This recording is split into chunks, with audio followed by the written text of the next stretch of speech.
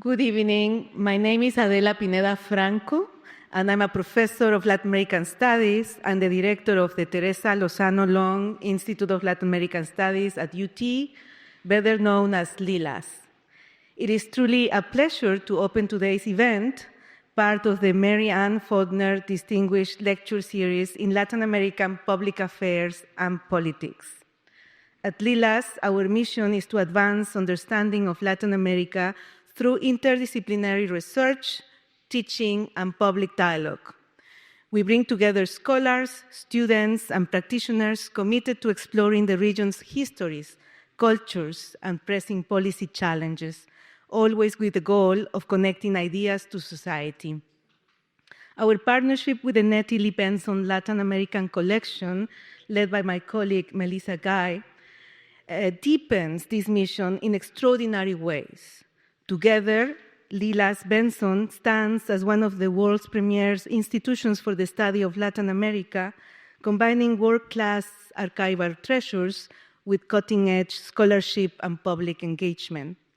This partnership allows us to host events like today's, where academic inquiry and public affairs meet to inform dialogue across the Americas.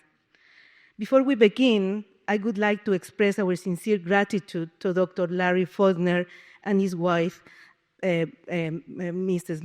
Mary Ann Faulkner, whose generous endowment makes this series possible.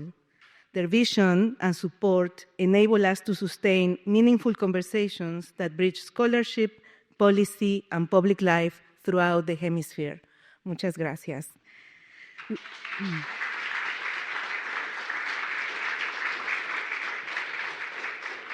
We're also honored to recognize members of the LLILAS Advisory Council. Thank you all for being here with us today and for your ongoing commitment to our mission.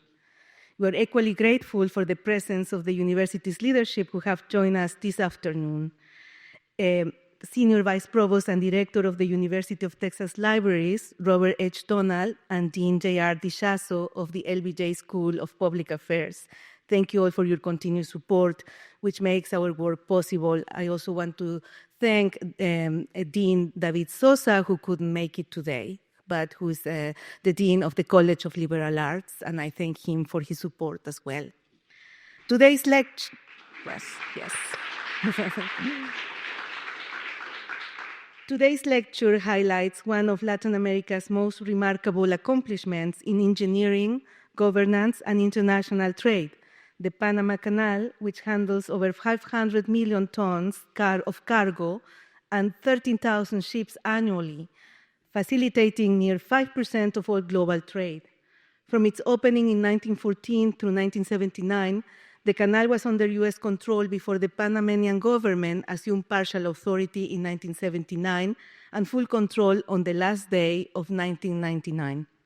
Dr. Ricaurte Vásquez was the first non-U.S. chief financial officer for the Panama Canal and later deputy administrator and president of the board of directors. Prior to his appointment as the administrator of the Panama Canal in 2019, Dr. Ricaurte Vásquez held several prominent positions in public administration, such as Minister of Finance and Treasurer and Minister of Planning and Economic Policy. He also has extensive experience in financial, economic, and administrative management of private companies. Dr. Ricaurte Vásquez holds a PhD and an MS from Rensselaer Polytechnic, a Master of Engineering from North Carolina State University, and a BS from Villanova University. He has been a professor of economics and finance in Panama and abroad. Following Dr. Vásquez's presentation, Dean JR DeShazo of the LBJ School of Public Affairs will join him for a conversation, posing questions and helping us explore some of the key themes raised in the talk. Dean DeShazo is an internationally recognized scholar of public policy, environmental economics, and sustainable development. His research has explored energy transitions, climate policy, and governance innovation with significant relevance to Latin America. Throughout his leadership, the LBJ School has expanded its engagement with hemispheric issues, including renewable energy and sustainable infrastructure projects across the region, an effort that aligns closely with our mission here. We're deeply grateful to Dean DeShazo for joining us today and look forward to the conversation that will follow. Before I close my remarks, I want to make you aware of the treasures that we put here on Panama Canal and Panama. So after the talk, if you want to take a look, please do so. So finally, thank you students, faculty, staff, members of the general public, all for being here. And thank you to Paloma Diaz for being always behind these major events. Please join me in welcoming with a big, big applause, Dr. Ricaurte Vásquez.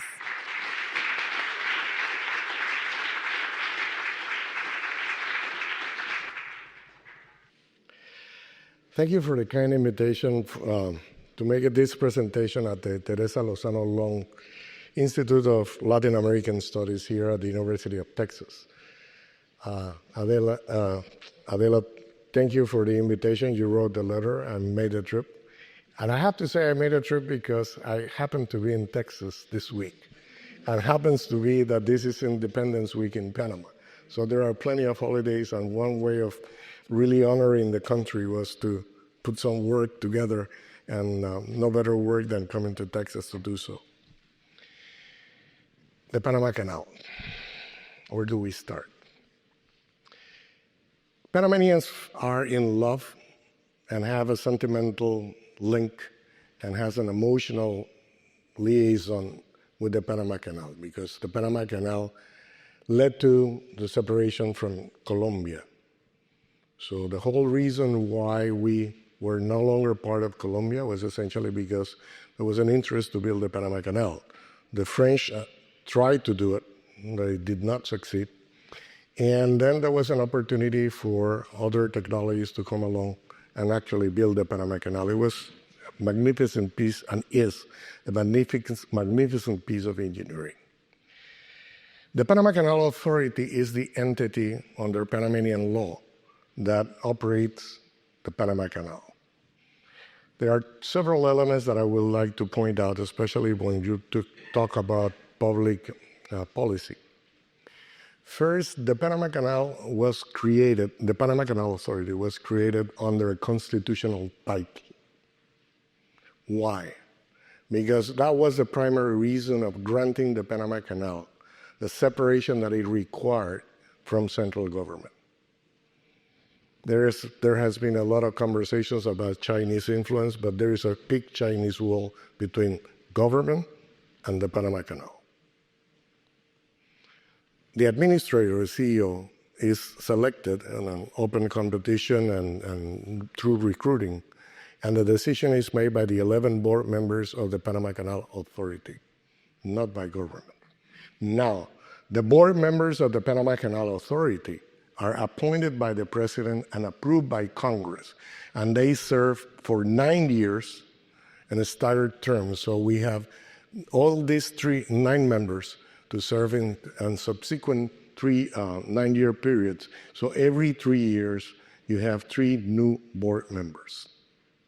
So no particular administration has full total control of the board of directors of the Panama Canal. There are 11 members in total, one which represents Congress, and the other one is the chairman of the board of directors, who has a rank of Minister of Canal Affairs, which is the liaison between central government and the Panama Canal Authority. We are part of the Panamanian state, but we are not part of the Panamanian government. And even in Panama, that is a complicated relationship for people to understand. We copy some of the elements of Tennessee Valley authorities and some of the authorities here in the States when we build up the structure and the governance of the Panama Canal. I give you several examples. We cannot finance central government.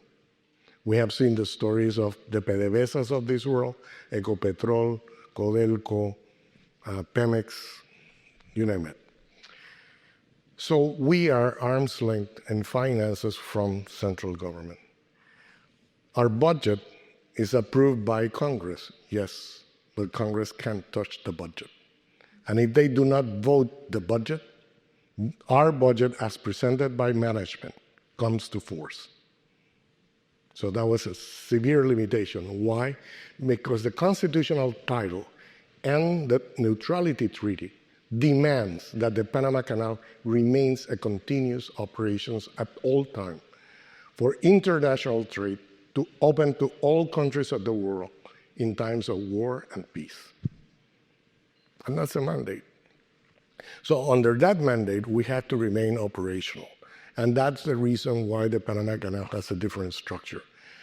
The Panamanian administrative term is 5 years. So as I mentioned, the board members serve for 9. The administrator serves for 7. And with the possibility of serving for a second 7-year term at the pleasure of the board of directors. And that's it. We cannot subsidize government. So our budget does not consolidate with government budget, and it's approved on different timetables and at different terms. Our fiscal year ends up in September the 30th. The government fiscal year ends up December 31st. So completely different. I wanted to point out these elements because it gives a flavor of why we're doing what we are doing and why we have the latitude to do what we believe we can do and how we're going to take the canal to the next level. So I'm going to try to make this presentation based more on economics because I happen to be the first non-engineer CEO of the Panama Canal. So based on that, I tried to make this presentation. So you have a view here of the third set of locks. This is Agua Clara. These locks on the container vessel you see there handle a vessel that is 3 times the size of a vessel that operates under the Panamax locks. Our current traffic levels is about 38, 36 transits per day. That's our capacity, of which about 10 to 11 transits are handled by the Neo-Panamax locks. And the Neo-Panamax locks, we have been in operation for almost 10 years now. It was built under Panamanian management. And it was a $5.5 billion capital investment that we carried out with Panama Canal resources. So we'll go through the stories later on. So let me try to make a presentation about the Panama Canal. So I don't have to stick to the podium, so I can have some mobility here. And mobility is important because trade is mobility. So trying to stay fixed on the podium is more complicated to me. And then, I love to dance, so besides that, I'm a musician, so I can't stay still. When you look at that map and you see everything that crosses the Isthmus of Panama, bear in mind, we have been doing this business of transshipment, moving cargoes, people, flora and fauna, for about 700 years. So from the Spanish Conquista and even before the Spanish and pre-colonial times, animals moved through, indigenous people moved through Panama. It was the narrowest part of the Americas. It's only 80 kilometers long. So it's location and physical narrowness that what makes Panama what it is. And this is something we have been doing for many, many centuries. It was clear that if you go to Europe, there are plenty of cities that do have Portobello streets, because Portobello was the Atlantic port in Panama, where the Spanish crown granted Panama and Portobello the exclusivity of moving the cargoes between the colonies and Spain. And that's where so famous that Morgan attacked Panama and Panama City, and then Drake is supposed to be buried somewhere in the waters of the Portobello Bay. But that is the reason why the Panama was so important at the times. And has a very peculiar culture. We are not an agricultural economy. We are not an industrial economy. We have always been a service economy. And when you look at the number of ports, 180, and the number of countries and the number of routes we serve, and the fact that we have one of the most efficient airlines in Latin America linking all the Americas and North America. As a matter of fact, they fly here to Austin. it gives you a flavor of what happens through Panama. Roads, you have ports. We have a oil pipeline that came into operation in 1982 because of the Alaskan pipeline crude coming from Alaska, and that was an executive decision to have it refined in America and not exported to Japan. So that was an opportunity, and then people said, well, if they had to get this through the Panama Canal then under U.S. administration, and you had the very large crude vessels that couldn't transit the Panama Canal, how about if we put a pipeline to move the crude? And we did that. So, and after September 11, when there is passengers coming through Miami, which was the transfer point for Latin American passengers, were required visa and clearing customs on their luggage when they had connecting flights. Then the Panamanians decided, and Copa decided, in a joint venture with Continental Airlines, to have a hub of the Americas in Panama. And then they transferred passengers from Latin America. All these passengers that came from Rio de Janeiro to Guatemala, that had to go all the way to Miami and down to Guatemala. No, that they could get through Panama. So that's why we have the airport we have, and that's why we have the connectivity we have. And on September 11 also, what happened is that all the communications were down, so the submarine cables moving through Panama serve as a backup at the time of emergency here in the States. All connectivity. With that said, my conference is over. No.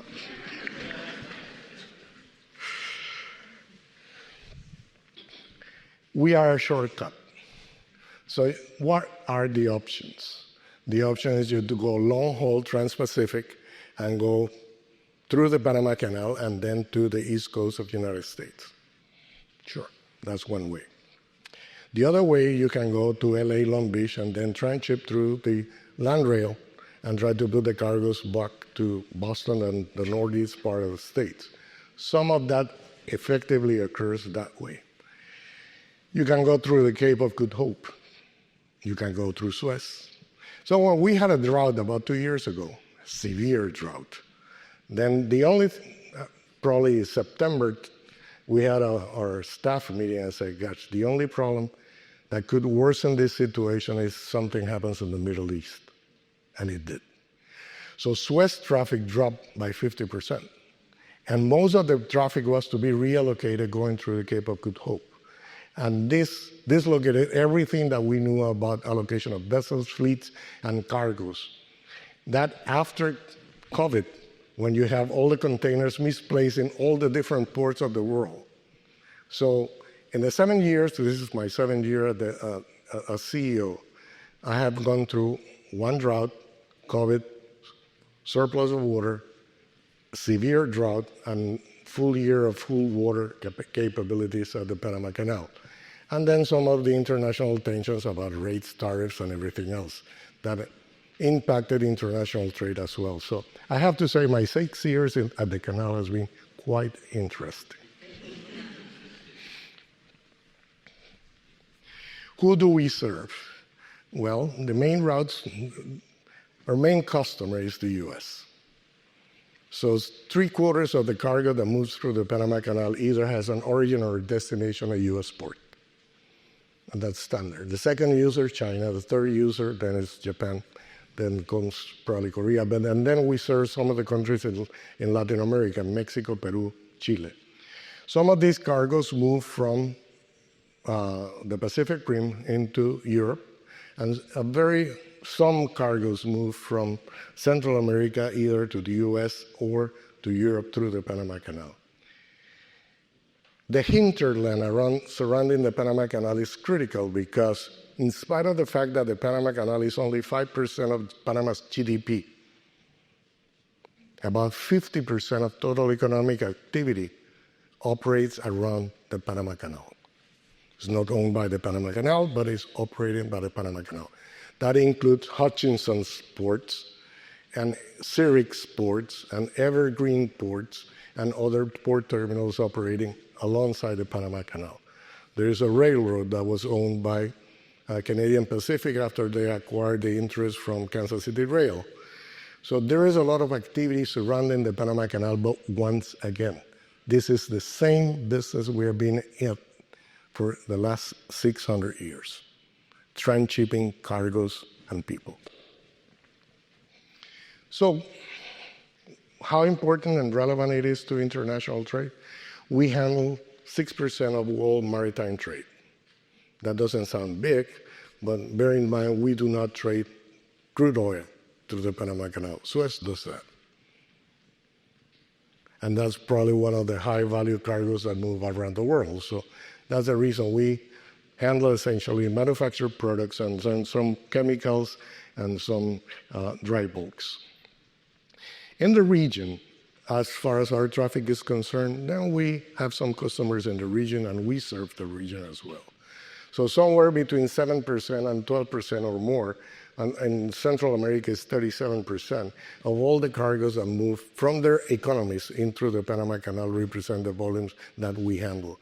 So every time we have to review rates, then we have to have a hearing, and people come and complain that we are increasing prices, and that is unreasonable, but we are trying to attack and capture the value of the efficiency of having a shortcut. Once again, and I had a conversation with a colleague this morning. I was blessed to have that conversation. The point was, the canal run by engineers, which is nothing wrong with that. Usually they talked in terms of cost plus. Then comes this economist and says, hey, hold it. There's value there. How are we going to capture value? And one of the first elements that we attach value to, and that was not present in the previous consideration, was water. We had a $5.5 billion capital investment that led to a significant capital investment in improving terminal ports in the United States. Yes, sure. At the beginning of this century, larger vessels were coming on stream. And then what happens to terminal ports?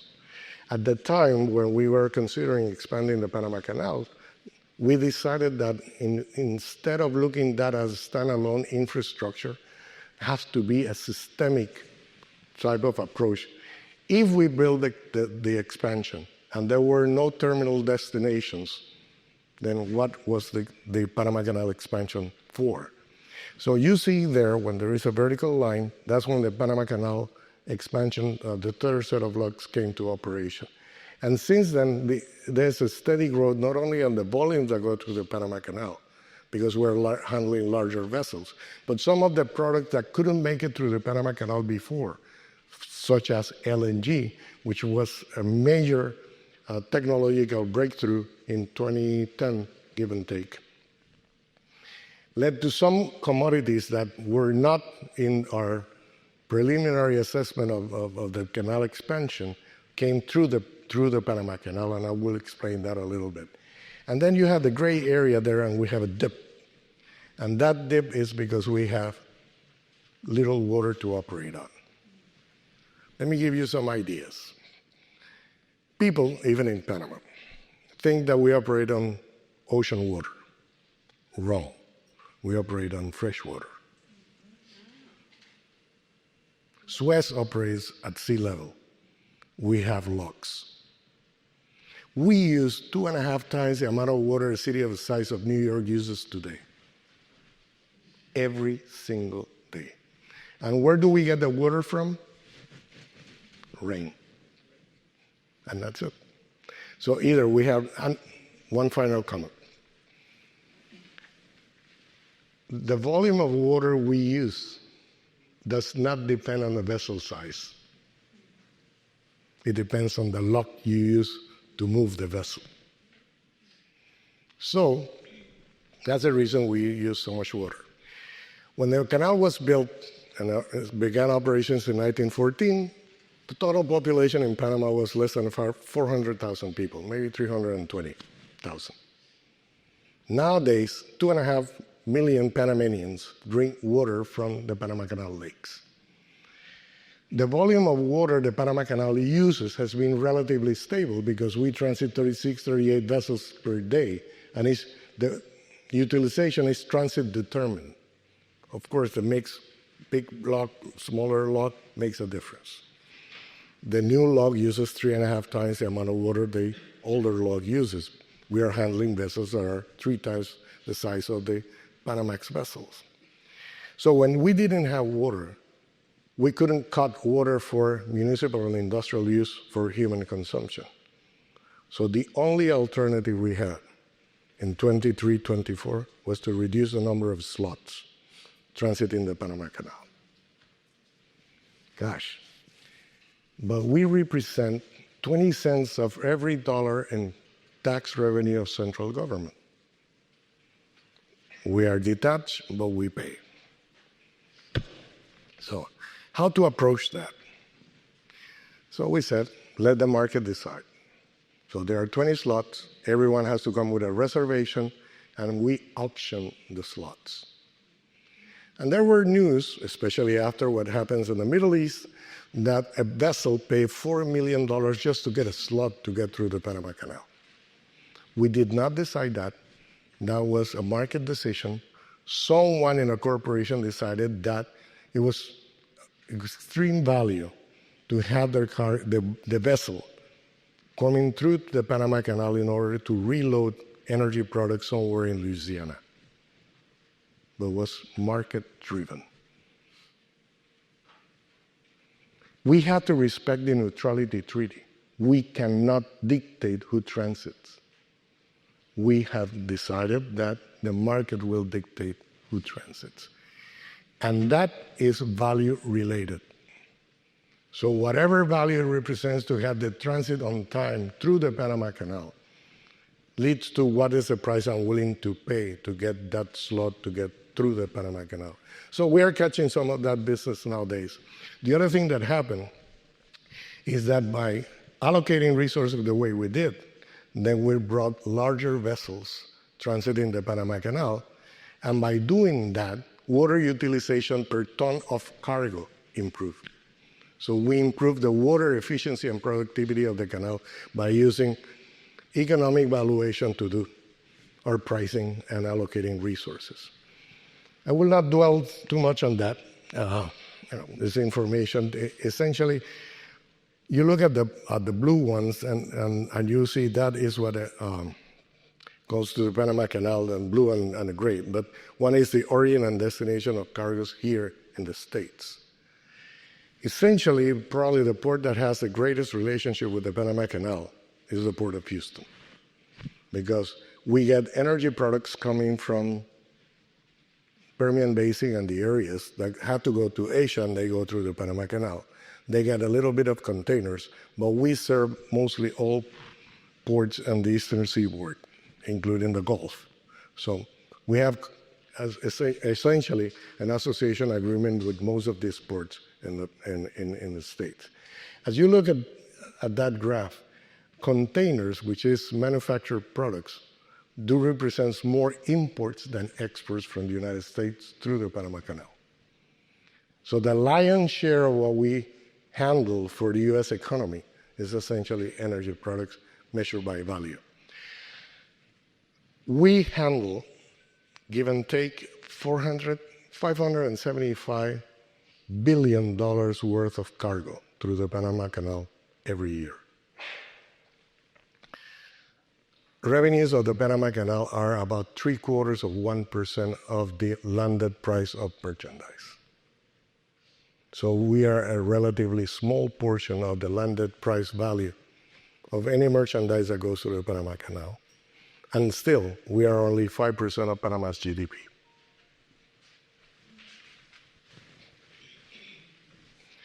So when we did the Panama Canal expansion, this is a point that I have to reflect on. We did this memorandum of understanding with different port facilities around the U.S. because that was the destination port. Those were the destination ports. And as a consequence of that, that accelerated terminal improvements in the U.S. So the $5.5 billion the Panamanians invested in expanding the Panama Canal were reflected in infrastructure improvements in the States at the tune of about $10 billion. And they continue expanding. Last year, when I came to the Houston conference, Houston was celebrating because Houston began operations about 90 days after the Panama Canal did. They were celebrating receiving a container vessel with 12,000 containers as the largest container vessel at the port of Houston. And then my comment at the time last year, and they correct this year, they got it. We're handling 17,000 TEU vessels, so you are short by 5,000. This year, I was informed that, yes, now we are handling the 17,000. Very good. You see, as we move a larger vessel with the same amount of water, we improve efficiency, and that, to us, is very important. So we do have an impact. You know, how can this small country, 76,000 square kilometers, 4 million people, 8,800 working at the Panama Canal, have such a large global impact? And we do every single day.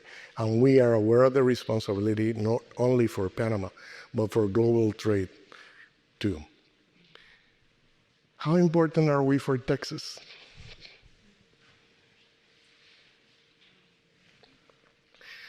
So there's about, that's metric tons. I have to put that in metric tons instead of canal tons. You see how many tons we import through Texas ports. And we hear all the ports that we serve. And how much and how large exports are. Essentially, petroleum and energy-related products. So you have a large vessel like a 17,000 comes to Houston now, and probably he will go back to Asia through Suez, because there is a lot of empties on board.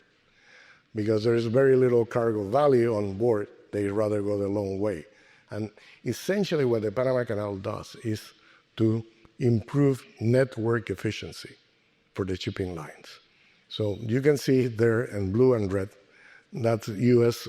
cargoes. And the blue ones, if I'm not mistaken, and if I can read it, have no glasses, is essentially Texas products coming to the Panama Canal.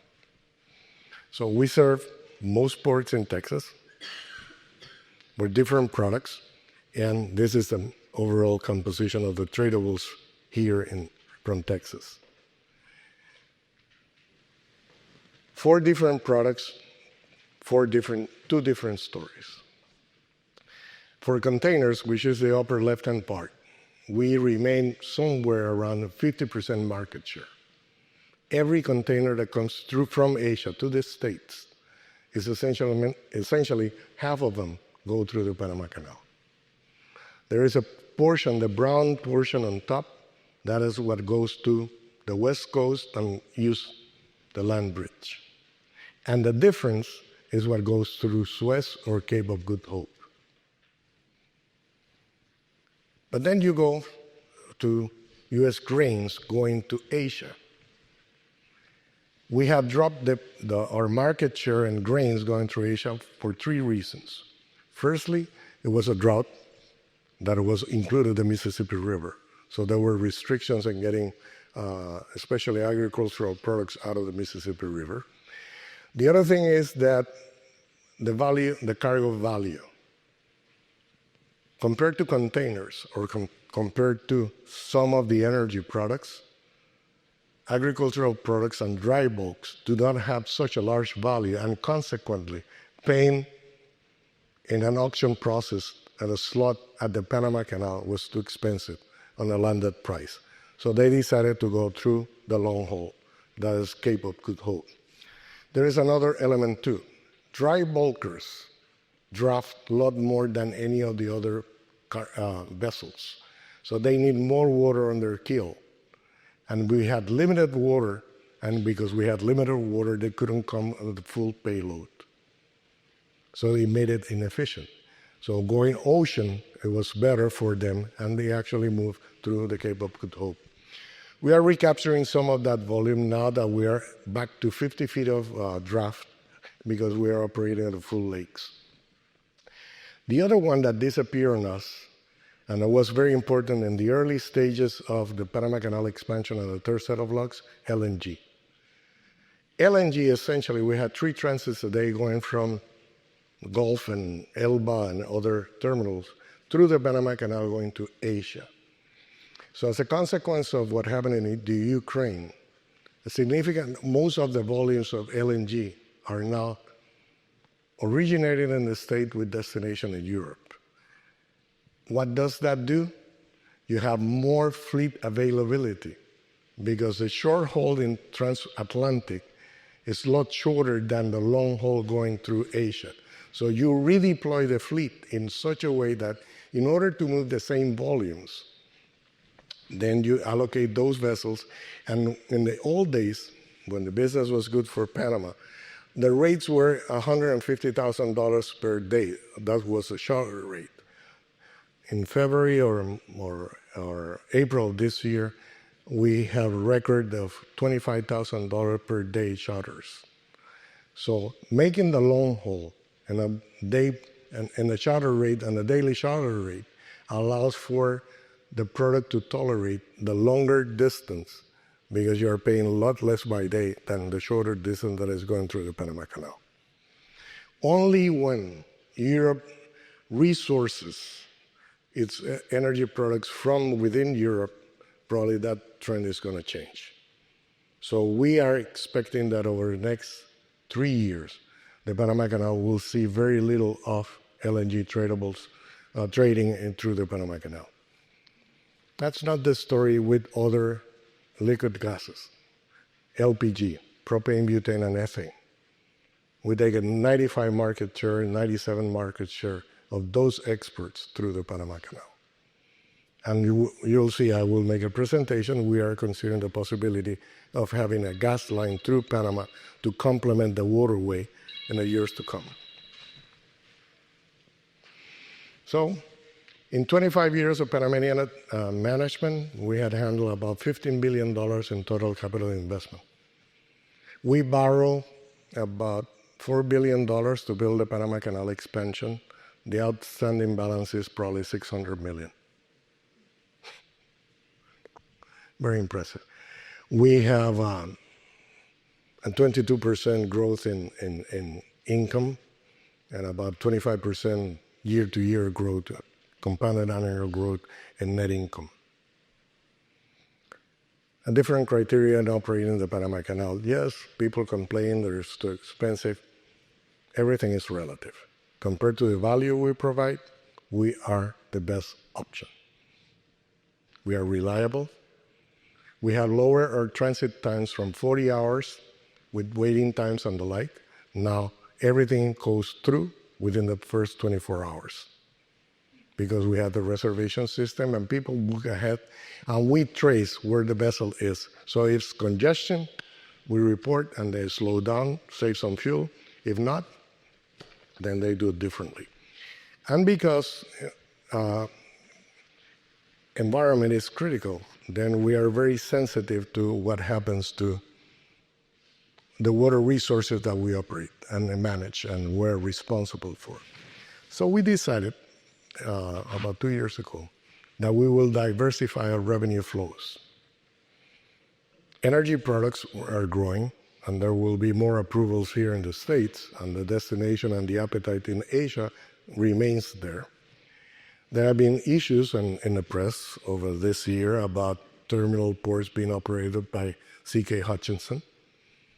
So these ports are very much close to capacity, so there's an opportunity. Water is critical, so we are building a new reservoir, so whatever rainfall we get, at least we have some infrastructure to store it. Essentially, I will go over all this, and then we are trying to make a road on the west bank of the Panama Canal, for those who know Panama. So everything operates on the east bank of the Panama Canal. So we bought 54,000 acres on the west bank to make sure that we have environmental protection. And we take about 10 to 12% of that total surface, and that's where we are going to build the energy corridor and probably the road system to connect the Atlantic and the Pacific. So those are the new projects. Estimated cost, about $8.5 billion. And the canal actually has a very strong balance sheet, so we are prepared to engage in that. The challenge is putting 4 projects of this magnitude together at the same time being executed. That is going to generate some inflation in Panama. Why? Water needs, fresh water, rainfall. You see the images, that's 98, that was the worst El Nino we had. 2015, just shortly before we opened the third set of locks, we have another drought. Comes 2019, we have another drought. The frequency of this phenomena is accelerating. And the overall trend is a downtrend. So we have to make sure that is 2023. And that is in 2025, the image in the same location that the image in 2023 was taken.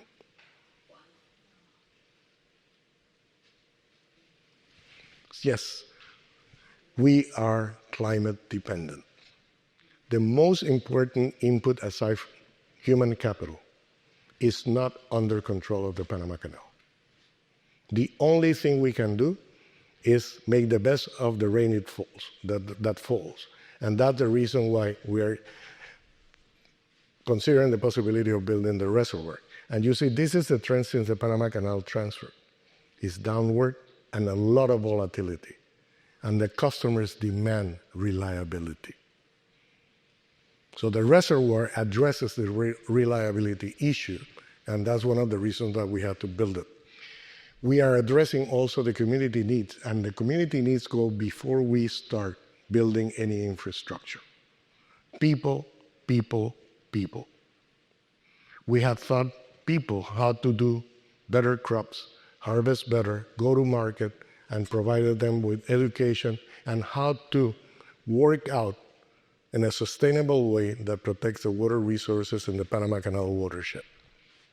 We had been instrumental in providing land titles to about 23,000 families, and we will continue that program in the years to come.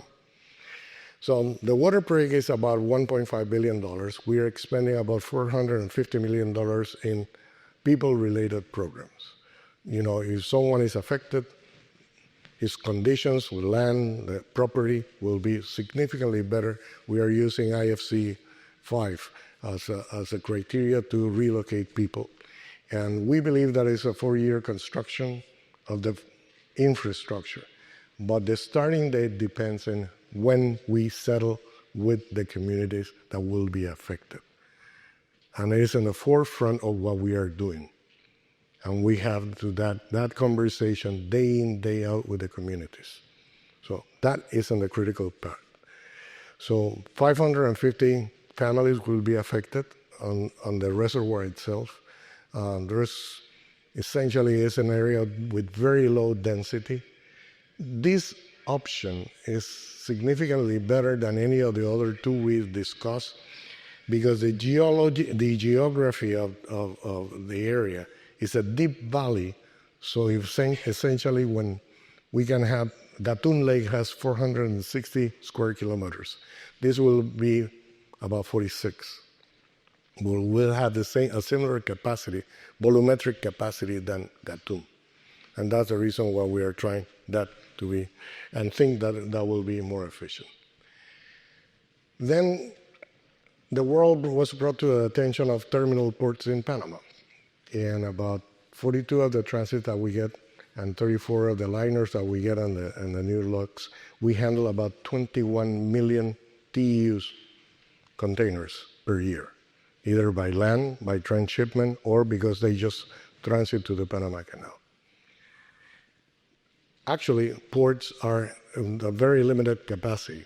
They have been in operation for 30 years and there have been very little improvements. As you see there, the vessel size has increased dramatically. The maximum vessel now is a 17,000 TEU. When we are short of water, a vessel docks, makes a port of call, unloads, transits, and reloads on the other extreme, on the other end of the canal. So we have to provide more capacity to that. And that's the reason that we are trying to develop 2 transshipment ports, and then probably we will have the meetings on that in December, have a terms of reference ready probably by the first quarter of next year. And that is important. To us, we have one terminal in the Pacific at Corozal, and we will have another terminal in the Atlantic side and in Telfors. Those will be located on the east bank. Why? Because there's a rail system connecting the terminal that is already in operation that was acquired by Maersk about 4 or 6 months ago.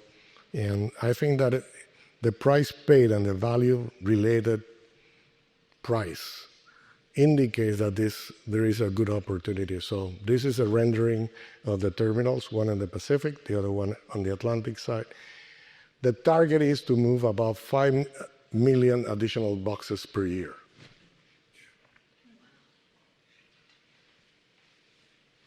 Okay. LPG, that's our market share. It's dropping at one point in time and will drop a little bit if we don't enhance capacity. So you have to announce to the world that you will do that project, because the option will be to increase the fleet size. If you have more vessels, then you have more flexibility. And you have flexibility, then you can do a portfolio analysis, whether I go the long way or the short way, to go through the canal or go to Suez. So we have to avoid that. The fleet size that is needed for the expected volume of cargoes that will be generated in the state, it will require about 150 new vessels at a total cost of about $17 billion. We think that we can put a gas line on the West Bank for probably half of that. And that's what we're trying to do. And that's where our discussions here in Texas are all about. You have a terminal on the Atlantic side, a terminal on the Pacific side, and a gas line linking the two terminals. 80 kilometers. So you have the terminal, you have the compression capacity, you have the power plants. Everything should be in a totally integrated system. Why? Because we have to provide reliability. So that is not water dependent. The container terminals not necessarily will be water dependent. So you have options and alternatives to move the cargo. So reliability is critical. And then we have the logistic corridor, and that is on the West Bank. So we have a road. We have one of the major challenges is getting across the lake, which is a 3.5 kilometer bridge. It's pretty significant in an area that the geology and the soil conditions are challenging. So we are looking at it, probably moving the road to a different location. As you can see on the extreme left, that's where the Rio Indio lake is going to be located. So we should be able to connect the main road to the Rio Indio facility. By doing that, and if you can imagine this at the end of this decade, you will have energy products coming in a pipe, containers moving either by train to 2 additional terminals or by road on the West Bank. And it's more demand is there. The Panama Canal has the land rights to have property that we can use for additional terminal, port terminal operations. So actually, the Panama Canal 1.0 was show the world that we can run it and that we could do it efficiently. The constitutional mandate, it obligates the Panama Canal to be profitable. The U.S. operation was break-even. So it was a change, a brutal change on the business model associated with the operation of the Panama Canal. And we have done so. And that's the reason why we have been accumulating the resources that we need in order to face these projects with very little financing. So reliability is important. We think that by providing infrastructure diversification, it will enhance the Panama route reliability. And I said again, the Panama route. The canal is part of that and will remain to be the waterway. But the Panama route, which goes back 700 years, is what we have to maintain. And this is something that is important. To us, that is going to be an $8.5 billion project. should change the way the country operates at the time, which comes 2030, 2032, and improve efficiency and transshipment cargoes, transshipment molecules, moving vessels, all at the same time. That will impact Panama GDP somewhere between 0.8 and 1% of economic growth on a steady basis in the years to come. The ratio of 8,800 Panamanians working at the Panama Canal, there is 120,000 Panamanians whose job depend on an efficient operation of the Panama Canal and all the ancillary services that are provided in the hinterland surrounding the Panama Canal. Here, we do not expect to have a ratio that large. We think that it's going to generate about 4,000 new jobs, 5,000 new jobs, and the incremental portion of indirect jobs is going to go probably to 40,000, if that much, because there's a lot of new technology that is associated in some of these operations. So the capital, the labor output ratio is going to be different because of the efficiency and the technology. So that's my presentation on the Panama Canal. Thank you.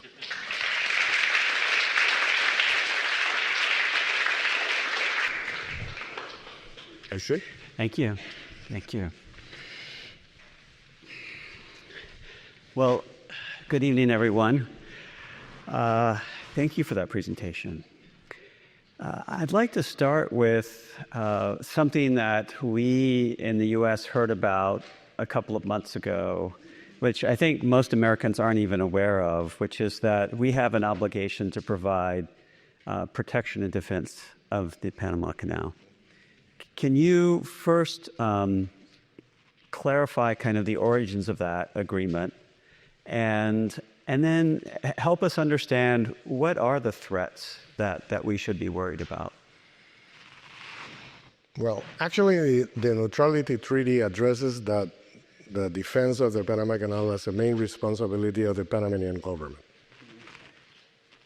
So it's by invitation of the Panamanian government that the U.S. gets access to support the defense of that.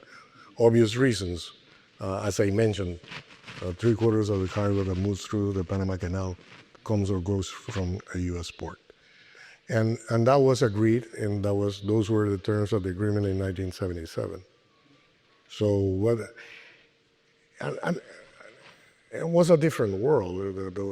We were coming out of the Cold War. We were having different situations. Then we go to globalization. So people thought that it was going to be a very long period of stability around the world, which in fact, to some degree, happened.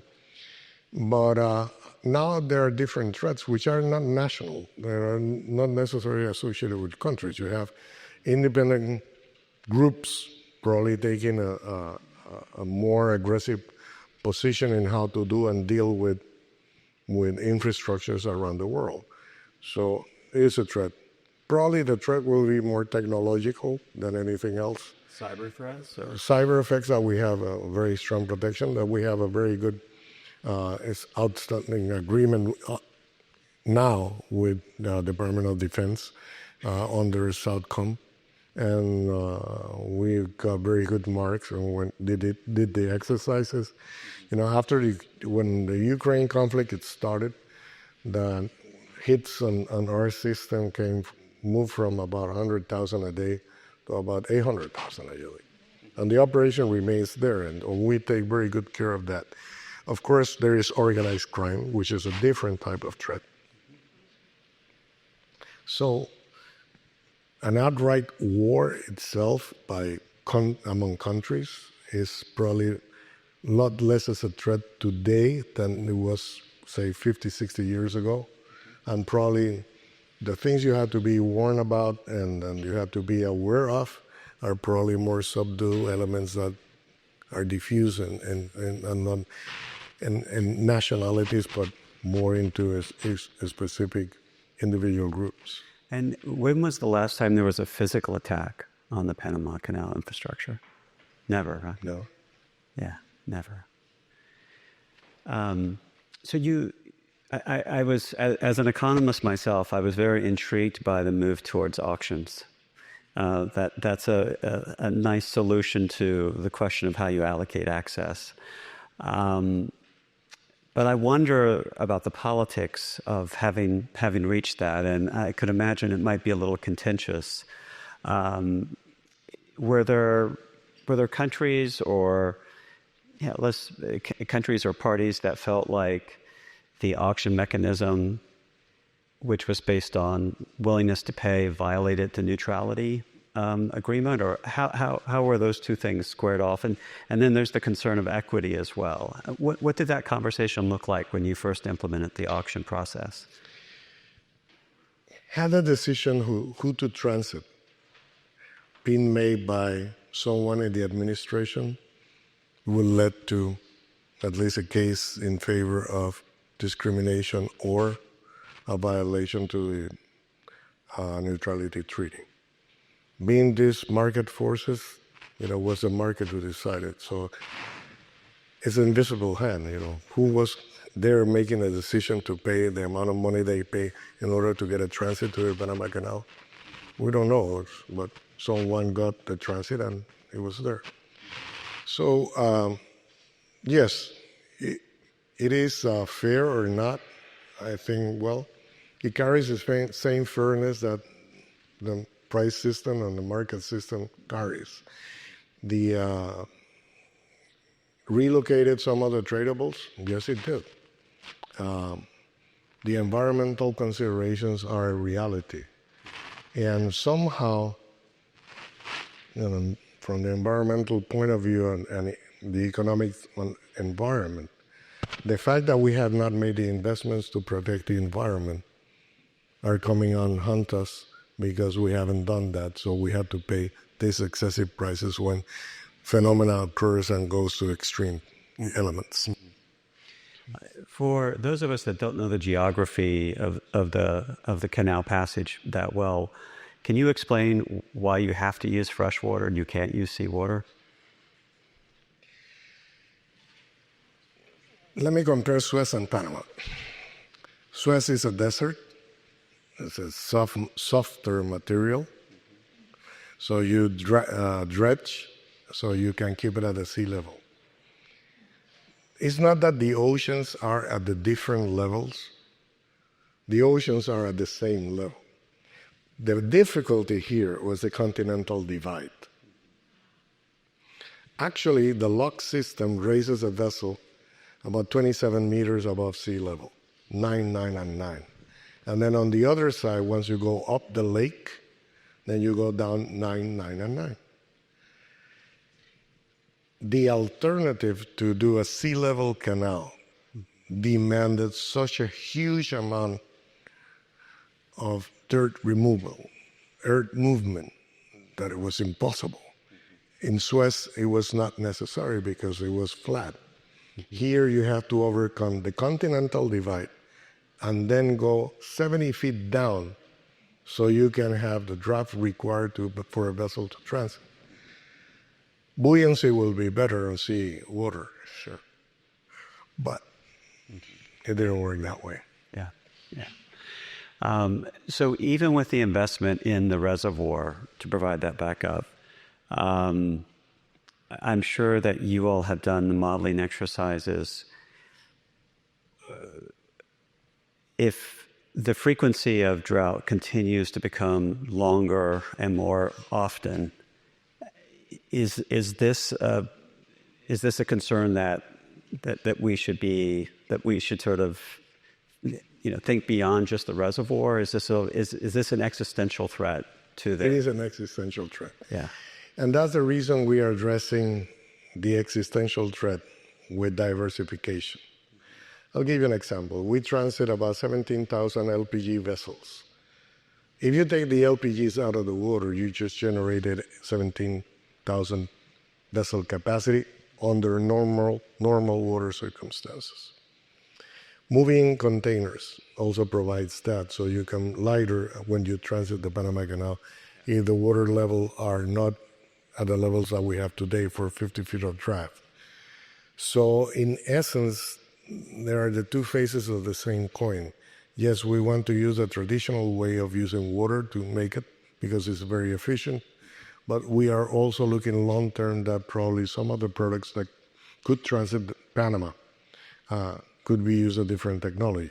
And that's what we learned when we did the oil pipeline for the Alaskan crude. So the Panama Canal at the time, in 82, 81, didn't have the capacity to handle the volumes. And when the Panamanian government opened the pipeline, we took about 20% of the Panama Canal traffic away from the waterway into the pipeline. So, you've talked about the diversification, but in terms of the ability to provide different modalities of transit, right? It still represents the value of a shortcut in the broader system. So, and you have an auction mechanism, so it's the value of that shortcut at any moment in time for the parties that determines their willingness to pay and the economic viability of the canal. What are the innovations that would decrease the value of that shortcut that keep you up at night, if any of them do? Aside from water? Aside from water, yeah.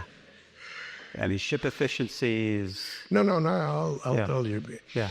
When we were in the middle of the drought, we had extensive communication flows, not only with the shipping lines, but with the cargo owners. So the more links you have in the way to the final cargo owner, I'll give you an example. We introduced water valuation because it was a given that water was for free, and it wasn't. So we developed a curve and we provided a formula that essentially did a value formulation for water. Then NASDAQ had a water quote, and we came very close actually, but for different reasons. We are not bragging on the fact that we had the same price or the same value, but at least water valuation became something that the market came to understand. One particular shipping line, we charged $15 million that year for freshwater surcharge. She transferred that price to $45 million to their customers. Gave us an indication of what's the value of information and data. So now we are trying to make a beta test. We are trying to have something similar to what Bloomberg does. All the public information of the Panama Canal is going to be on a site. We're going to test it first, and then we have subscriptions later. We have to be profitable by constitution. So the amount of information that we provided our customer at the time either accelerated the vessel, making the port of call in Panama, slow down on open seas, reducing carbon emissions and fuel utilization. So the more information we share with the market, I think it provides for better decisions on the market. That depends. If you are in, if you are in Busan and you decide to come to New York, and then the conditions, and usually we have 28 days forward information. Why? Because the longest route that calls the canal, the Panama Canal, usually is what it takes, the sailing time that you need to get to the Panama Canal. So that information, I think, is of value. Then during the drought, even to avoid the auctions, then people chose to move their cargoes on larger vessels and go in the long way. Once you make the adjustment on the inventory levels, then ship deployment reshuffle and deliver the products on time, either through Panama or elsewhere. But the information was there. I think as a public service, we have that responsibility.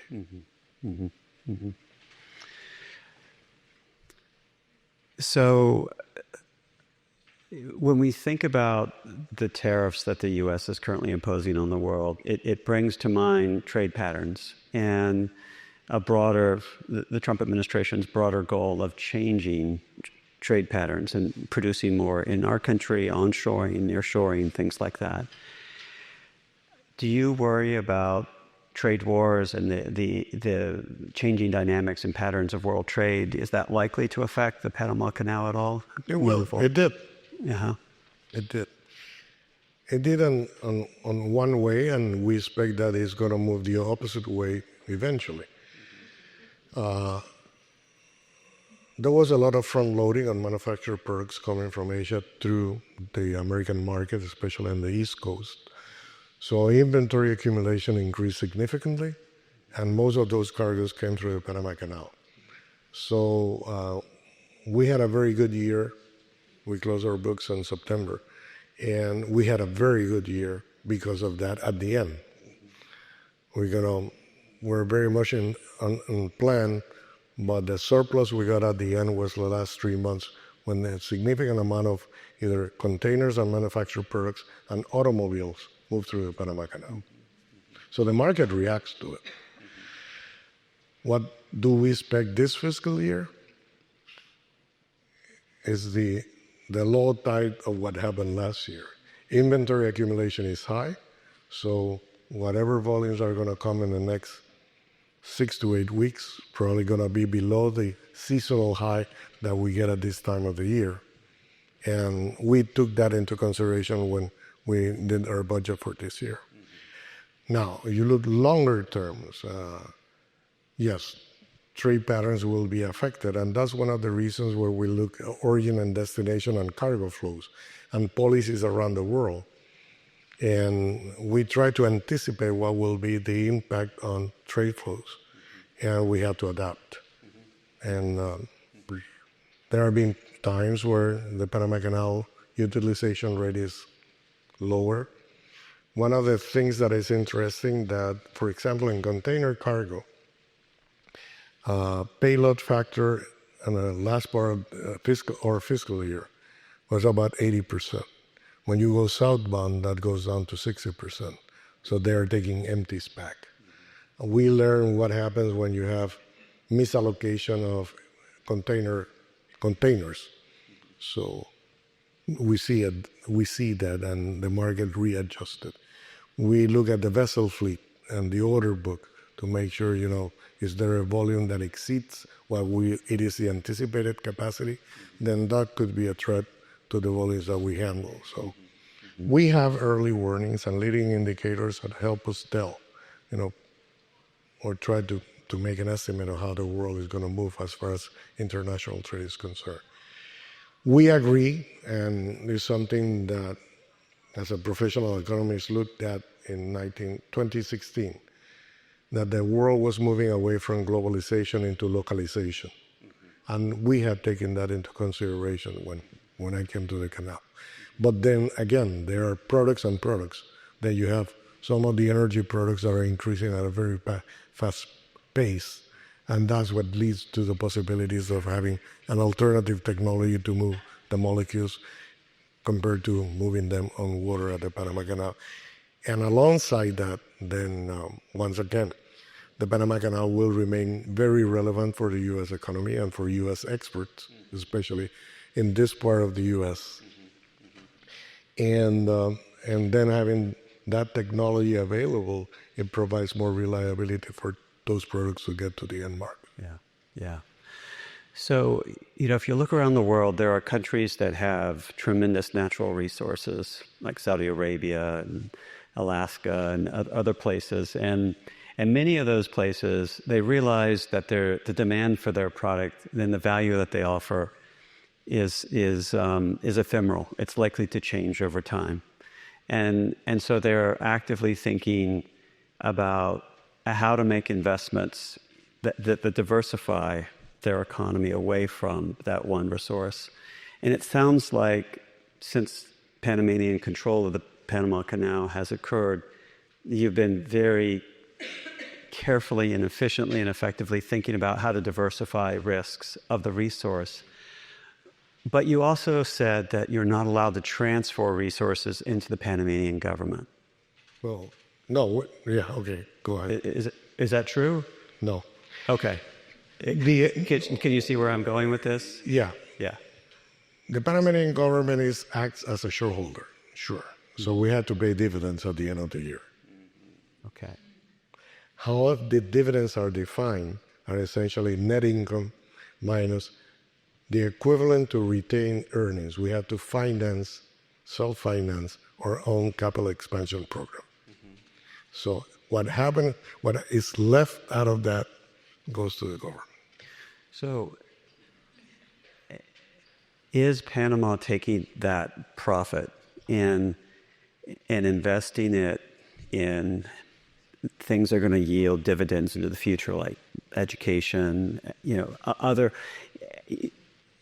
Is there a strategy for using the Panama Canal as a kind of a national resource? And I'm wondering kind of how that's thought about and talked about, right? Because there are a lot of challenges there typically in terms of domestic politics.